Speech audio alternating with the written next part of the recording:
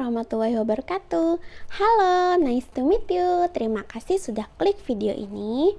Pada kesempatan kali ini, sesuai dengan judulnya ya, aku ingin sharing seputar tips untuk program hamil bagi pasangan baru. Dan ini juga cocok untuk kalian yang sedang merencanakan menikah dalam waktu dekat ini. Semoga tips-tips ini bermanfaat untuk kalian yang menonton video ini. Sebelum kita mulai videonya, jangan lupa subscribe YouTube channelku, like dan share video ini ke sosial media yang kalian punya.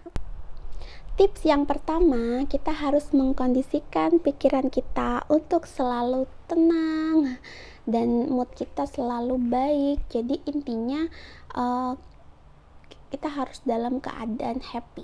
Jadi biar pikiran tenang, moodnya baik aja gitu. Jadi yang toxic, yang kayak overthinking itu ditepikan terlebih dahulu ya. Seorang wanita itu cenderung adalah pemikir gitu ya. Dia itu akan memikirkan apapun yang orang lain katakan. Apalagi untuk pasangan yang baru menikah, pasti dia akan memikirkan pertanyaan-pertanyaan dari orang tentang kapan sih hamil, atau udah hamil belum, masih nunda atau gimana, kayak gitu-gitu tuh pasti akan dipikirkan oleh seorang wanita, karena memang wanita itu pemikir gitu ya. Sehingga hal ini berdampak pada kalau misalnya wanita itu banyak pikiran, lama-lama dia tuh pasti akan stres. Nah, kalau wanita itu tuh stres, otomatis itu akan mengganggu pada siklus hormonalnya. Ya kan, hormonal terganggu. Tanda-tandanya siklus hormonal terganggu ya dengan menstruasi yang tidak teratur itu tadi. Tuh, jadi kalau udah menstruasinya nggak teratur, ya itu juga akan menghambat pada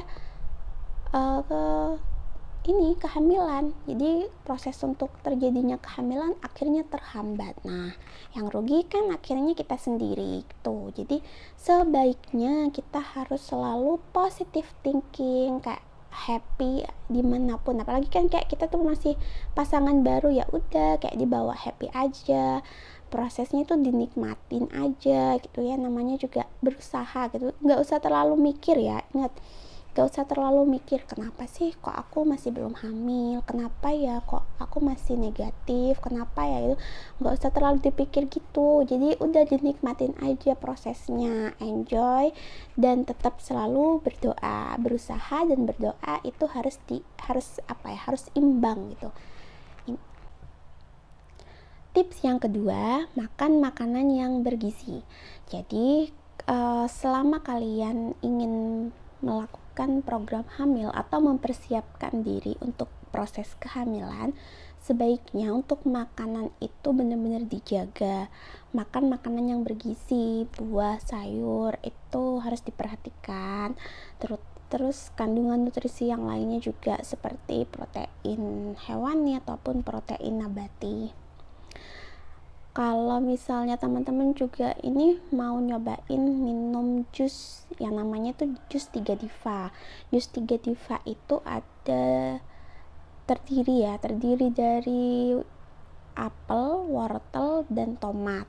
Nah, apel, wortel, dan tomat ini kan kayak akan antioksidan, dan dia juga mengandung banyak vitamin.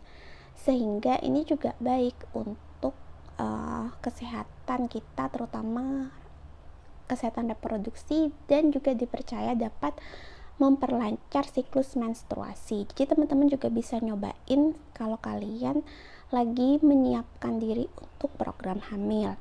Dan usahakan kurangi junk food, kalau bisa di stop junk foodnya. Jadi masak aja di rumah sendiri. Kalian pengen makan apa, masak sendiri, karena kan bisa lebih sehat gitu kalau bikin sendiri.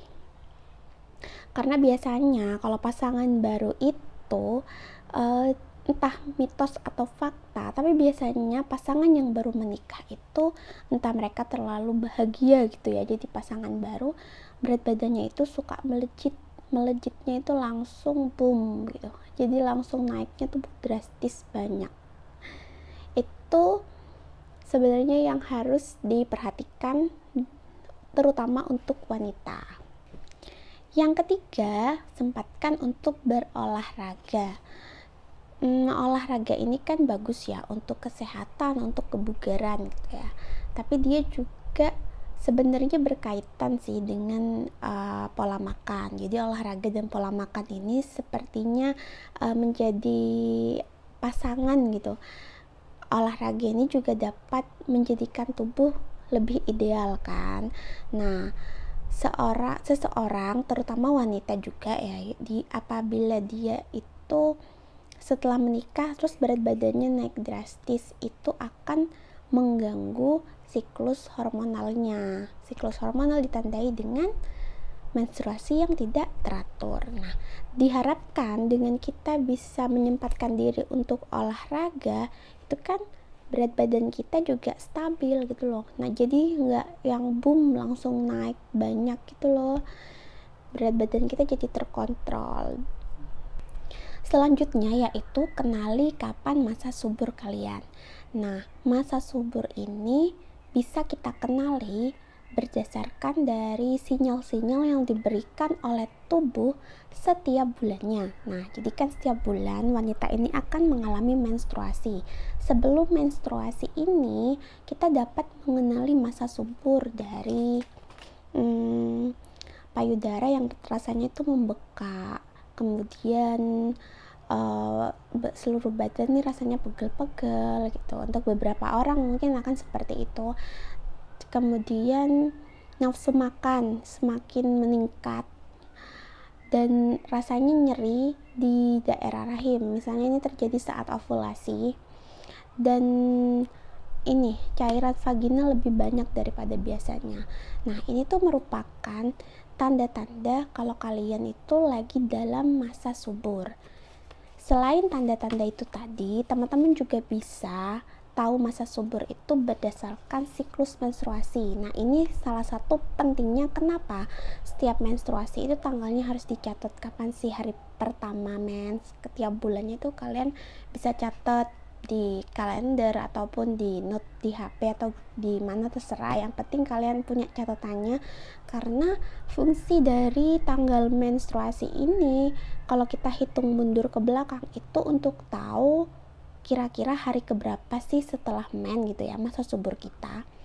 Nah, ini adalah gambaran, ini untuk yang siklus 28 hari. Aku akan bikinkan gambarannya untuk tahu masa subur kita berdasarkan siklus menstruasi yang 28 hari. Teman-teman bisa simak ya untuk gambarannya. Oke, kali ini aku akan ilustrasikan cara mudah untuk menghitung siklus cara mudah menghitung masa subur berdasarkan siklus menstruasi. Nah, di sini untuk siklusnya 28 hari ya, untuk siklus 28 hari. Di sini adalah hari pertama hingga hari 19 ya, sini aku tulisnya. Maksudnya gini ya teman-teman, ini 1 bukan berarti tanggal 1 ya, tapi hari pertama menstruasi gitu. Misalnya hari ini tuh tanggal 27. Aku bikin video ini tanggal 27 September dan ini adalah hari pertamaku menstruasi. Artinya jika menstruasiku tuh lamanya 7 hari, kan 7 hari selesai. Nah, kalau siklusnya 28 hari berarti tanggal 14 atau hari ke-14 dari menstruasi itu adalah pertengahan dari siklusku ya. Itu adalah pertengahan dari siklusku. Kita tinggal hitung mundur 3 hari sebelum tanggal 14, berarti tanggal 11. Nah, tanggal 11 ini aku sudah mulai memasuki masa subur. Sekali lagi bukan tanggal 11 tapi hari ke-11 dari menstruasi ya teman-teman. Dan 3 hari setelah tanggal 14 berarti tanggal 17. Nah, ini dapat disimpulkan kalau hari ke-11 hingga hari ke-17 ini merupakan masa suburku. kalau misalnya ditanya yang paling subur yang tanggal berapa, itu kita nggak tahu ya masa yang paling subur itu yang mana, tapi kira-kira dari tanggal 11 hingga tanggal 17 ini kan sudah tahu nih gambaran ini nih masa suburku. Jadi bisa tuh dilakukan hubungan suami istri gitu ya di masa yang subur ini gitu, dan ya siapa tahu itu pas momennya gitu loh, terjadi pembuahan nantinya kayak gitu. Nah, ini gambaran ini kurang lebihnya itu mirip sih sama yang kemarin itu aku dapat dari dokter. Jadi waktu itu dokter itu menghitung berdasarkan siklus menstruasiku. Kan waktu aku ke dokter itu siklus menstruasiku nggak teratur ya, jadi akhirnya beliau menghitungnya itu dari siklus menstruasiku 5 bulan terakhir, jadi hitung mundur ya teman-teman. Nah, kalau yang aku terapkan kemarin ya, hari pertama menstruasi, kemudian hari kelima aku itu dapat resep dari dokter yang harus aku konsumsi. Itu dikonsumsi dari hari kelima, pokoknya 3 hari, jadi aku konsumsinya sampai hari ketujuh. Nah kebetulan hari ketujuh ini udah selesai Nah beberapa hari setelah itu aku sudah diberi tanggal yang mana menurut dokter itu adalah masa suburku gitu. Jadi di tanggal-tanggal itu menurut dokter baik untuk melakukan hubungan suami istri kayak gitu sih. Jadi ini ya gambarannya. Kalau siklus kalian 28 hari, kalian tinggal ambil siklus kalian, pertengahan siklusnya yaitu hari ke-14.